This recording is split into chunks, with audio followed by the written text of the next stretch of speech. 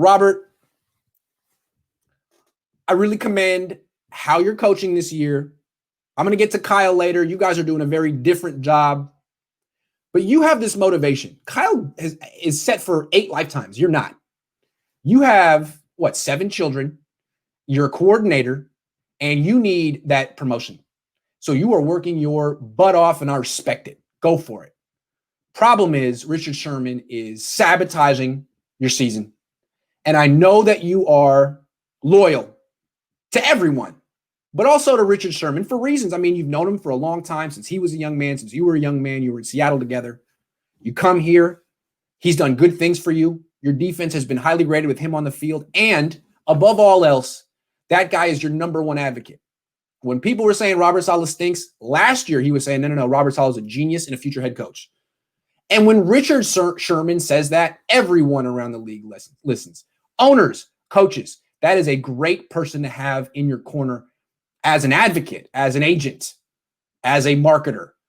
Richard Sherman says Robert Saleh is the truth. Love it. But Richard Sherman, the player, is going to ruin your chances to become a head coach. I mean, the defense is terrific. All the bad plays in this game against Dallas were Richard Sherman's fault. There were 3 missed tackles. I mean, one of his missed tackles led to a touchdown for Dalton Schultz. And then at the end of the game, after the interception, the second interception, Niners were still only down 3 points with a lot of time left. And Richard Sherman misses a tackle big time on Tony Pollard's 40-yard touchdown run. Good night. Thanks for playing. He's killing you, Robert. And when you go to owners after the season and be like, look, my defense gave up 41 points and then 30 points to Arizona and then 35 points to Seattle the last 3 weeks, but it was really good before then. And the reason it got smoked is because Richard Sherman was on the field making business decisions. Nah, it's not going to fly. No one's going to want to hear it, Robert. You got to get him off the field now. He's making business decisions. You watch the tape. Who was better against Dallas, Richard Sherman or Akello Witherspoon? It wasn't close, right? Akello. If Jason Verrett comes back, if Emmanuel Mosley's ready to play, you got to tell Richard Sherman, you're done, dude. You're done. You can't play for him anymore. You shouldn't play in the league anymore. And if he stops recommending you for head coaching positions, oh well, because at this point, what's going to get you that job is your statistics, not Richard Sherman's backing. You have that already. You got that. He's on record. He can't take that back if you bench him and gets mad at you. Sorry, Richard. Watch the tape. Be honest with yourself. You ain't got it anymore. You're done. Tell him. Otherwise, you're not going to be a head coach next year. He's going to sabotage you. I'm telling you, man. He's going to sabotage you. Serious. If you want to get out of here, you need to get Richard Sherman out of here now. If you want to coach here next year, let Richard Sherman keep losing games for you, man. Go for it.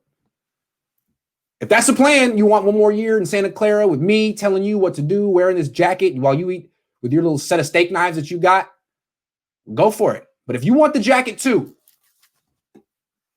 bench Richard Sherman. I'm not done with you, Robert. We need more to talk about because it's not just as simple as benching Richard Sherman for you. You still need to finish this season strong. And you're going up against 2 offenses that shredded you earlier this year, Arizona and Seattle. 2 offenses with 2 of the most athletically gifted quarterbacks in the world.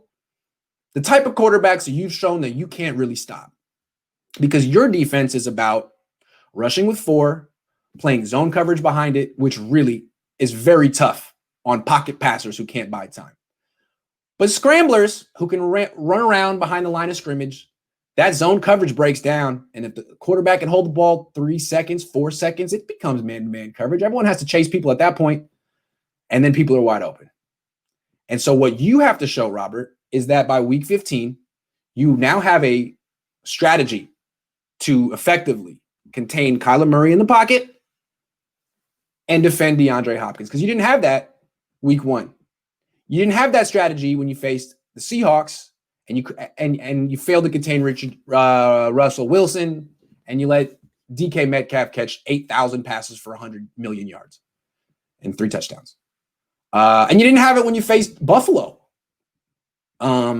Seriously, Josh Allen was never under pressure. All of his receivers never had anyone around him. It was like he was playing on air. And so you have great statistics and you can make a great case for why you should be a great head coach, but people are going to see, man, he doesn't really do well against mobile quarterbacks. And that's where the league is trending. More and more teams have mobile quarterbacks. Is your defense built to stop 2015 offenses? If so, that's a problem.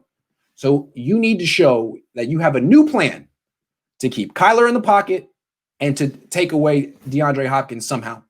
Now, maybe you're saying you don't have the personnel, that your defensive linemen are too big and slow.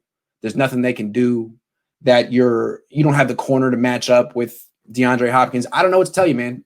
I know you're probably right.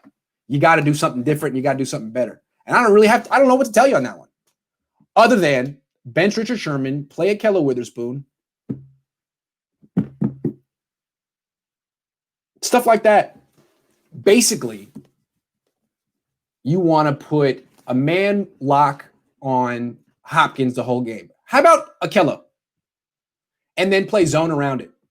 Basically, get Kyler Murray to throw to anyone else, because he's not going to beat you throwing to anyone else.